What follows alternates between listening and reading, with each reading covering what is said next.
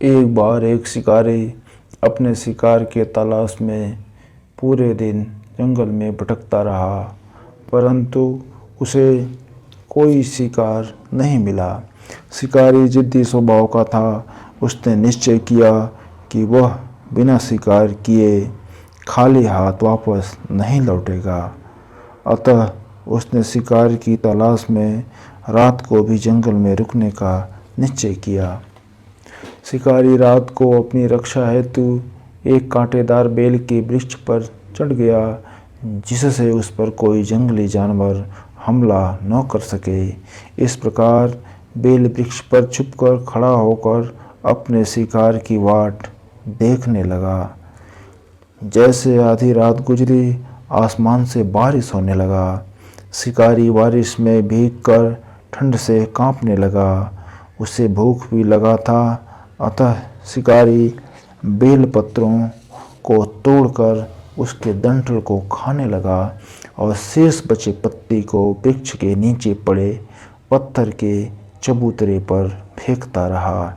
इस प्रकार शिकारी ने पूरी रात बारिश में भीगकर, जाड़े में ठिठुरकर, बेल पत्रों को खाकर और शेष बचे पत्ते के टुकड़े को पत्थर के सिले पर चढ़ाकर अपने शिकार की वाट देखता रहा।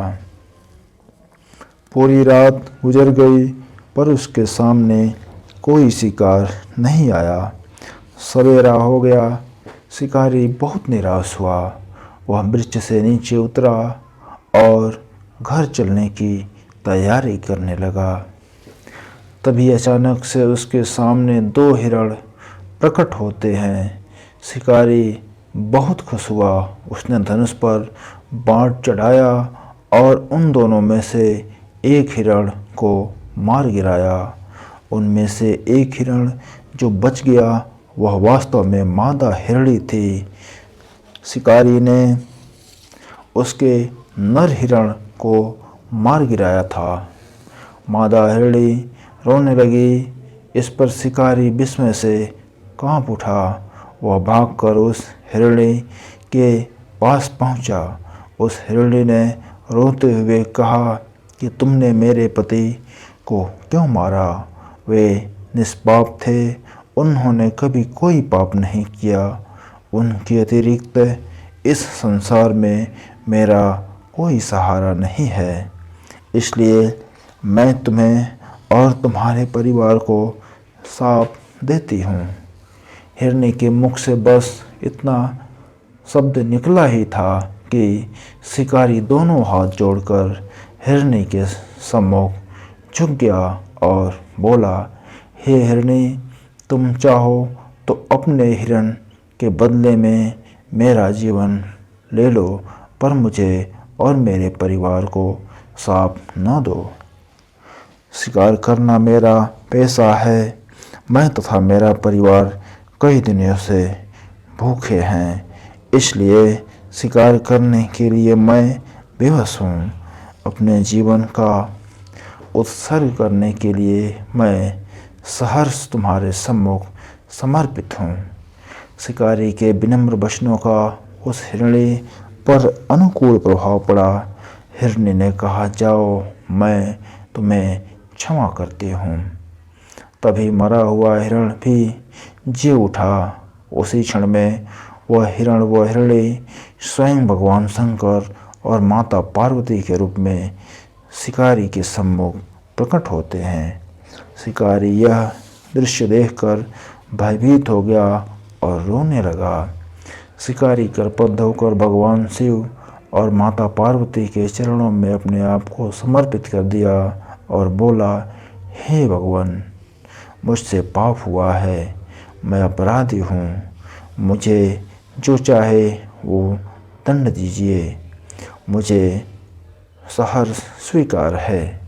इस पर भगवान शिव और माता पार्वती ने बोला कि हे शिकारी, तुमने अपने जीवन में चाहे जितने भी पाप किए हो, उन सभी पर तुम्हारा एक पुण्य कर्म भारी पड़ा है।